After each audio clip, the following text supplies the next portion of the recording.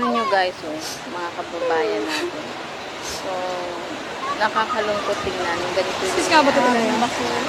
Kaya nga eh. Mga kababayan natin. Malapit na talaga tayo. Nakabuti dito Leia. Kasi tingnan mo naman. Minsan kasi pinabalik Kinakabahan natin na ang ako. kalikasin kung ano yung Wala man lang nag-rescue be?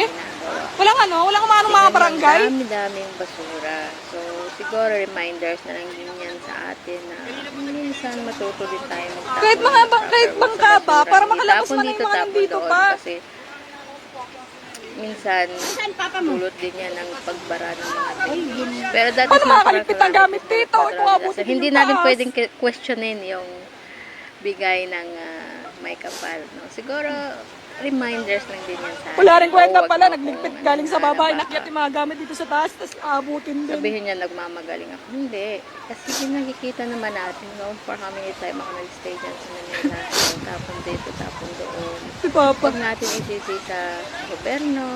Not only dyan sa gobyerno. Papa, wag kang magbabad dyan! Yung sarili natin. Kung naging responsable ba tayo sa ating mga ginagawa in our daily life. Hanggang ngayon walang rescue. Ano ba yan?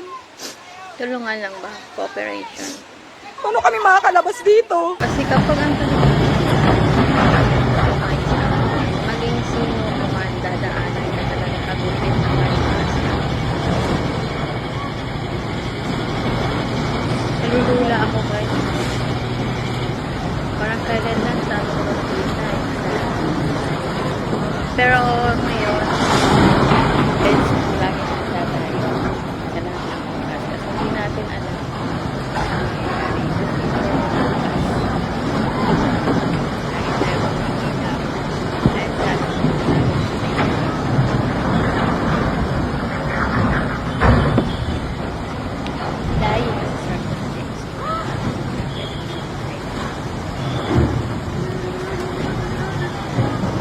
Kahit gano'n na rin.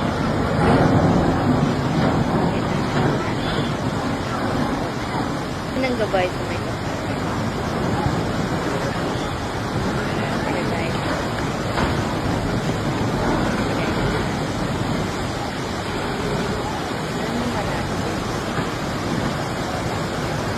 Baha, bagyo, sunog, lindol, parang may mga baby.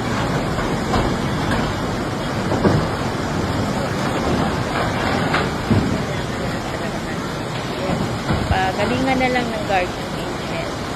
Matanda na rin. Siguro po.